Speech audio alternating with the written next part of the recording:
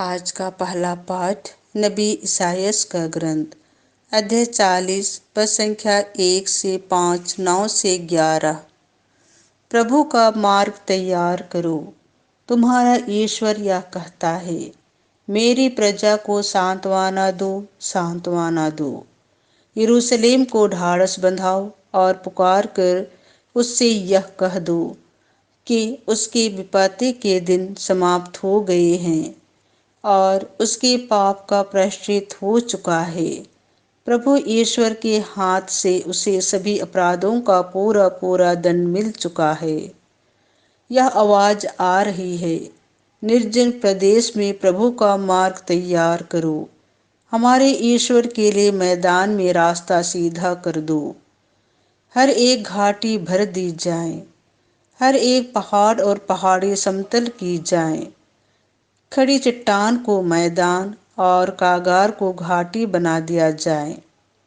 तब प्रभु ईश्वर की महिमा प्रकट हो जाएगी और सब शरीरधारी उसे देखेंगे, क्योंकि प्रभु ने ऐसा ही कहा है। सियोन को शुभ संदेश सुनाने वाले ऊंचे पहाड़ पर चढ़ जाओ। यरूशलेम को शुभ संदेश सुनाने वाले अपनी आवाज ऊंची कर दो। निडर होकर यूदा के नगरों से पुकार कर यह कहो, यही तुम्हारा ईश्वर है। देखो, प्रभु ईश्वर सामर्थ्य के साथ आ रहा है और सब कुछ अपने अधीन कर लेगा। वह अपना पुरस्कार अपने साथ ला रहा है और उसका विजय उपहार भी उसके साथ है। वह गडरिये की तरह अपना रेवड़ चराता है। वह मेमने को उठाकर अपनी छाती से लगा लेता और दूध पिलाने वाली भेड़ें धीरे धीरे ले चलता है।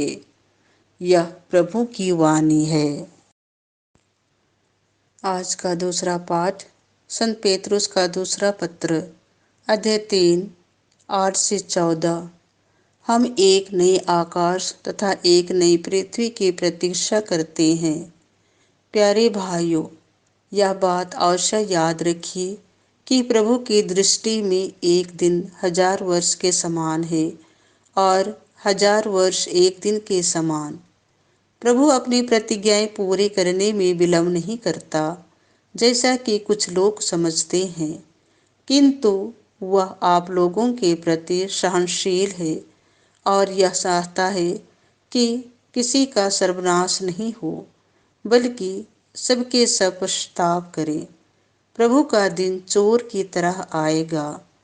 उसी दिन आकाश गरजता हुआ विलीन हो जाएगा, मूल तत्व जल कर पिघल जाएंगे और पृथ्वी तथा उस पर जो कुछ है वह सब भस्म हो जाएगा। यदि यह सब इस प्रकार नष्ट होने को है, तो आप लोगों को चाहिए कि पवित्र तथा भक्तिपूर्ण जीवन व्यतीत करें और उत्सुकता पूर्वक ईश्वर के दिन की प्रतीक्षा करें। उस दिन आकाश जलकर विलीन हो जाएगा और मूल तत्व ताप के कारण पिघल जाएंगे। हम एक नई आकाश तथा एक नई पृथ्वी की प्रतीक्षा करते हैं, जहाँ धार्मिकता निवास करेगी। इसीलिए प्यारे भाइयों, इन बातों की प्रतीक्षा करते हुए इस प्रकार प्रयत्न करते रहिए कि आप लोग प्रभु की दृष्टि में निष्कलंक, निर्दोष तथा उसके अनुकूल हों। यह प्रभु की वाणी है। संत मार्कुस के अनुसार पवित्र सुसमाचार अध्याय 1, 1 से 8। प्रभु के मार्ग सीधे कर दो। ईश्वर के पुत्र यीशु मसीह के सुसमाचार का प्रारंभ नबी ईसायास के ग्रंथ में लिखा है। मैं अपने दूत को तुम्हारे आगे भेजता हूँ, वह तुम्हारा मार्ग तैयार करेगा।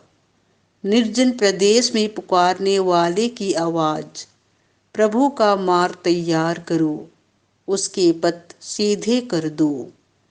इसी के अनुसार यूहन्ना बपतिस्ता निर्जन प्रदेश में प्रकट हो गया और पाप क्षमा के लिए पश्चाताप के बपतिस्मा का उपदेश देने लगा। सारी यहूदिया और यरूशलेम के लोग यूहन्ना के पास आते थे और अपने पाप स्वीकार करते हुए यरदन नदी में उससे बपतिस्मा ग्रहण करते थे। यूहन्ना ऊँट के रोम का कपड़ा पहने और कमर में चमड़े का पट्टा बांधे रहता था। उसका भोजन टिड्डियाँ और वन का मधु था। वह अपने उपदेश में यह कहा करता था, जो मेरे बाद आने वाले हैं वह मुझसे अधिक शक्तिशाली हैं। मैं तो झुककर उनके जूते का फीता खोलने योग्य भी नहीं हूँ। मैंने तुम लोगों को पानी से बपतिस्मा दिया है, वह तुम्हें पवित्र आत्मा से बपतिस्मा देंगे। यह प्रभु का सुसमाचार है।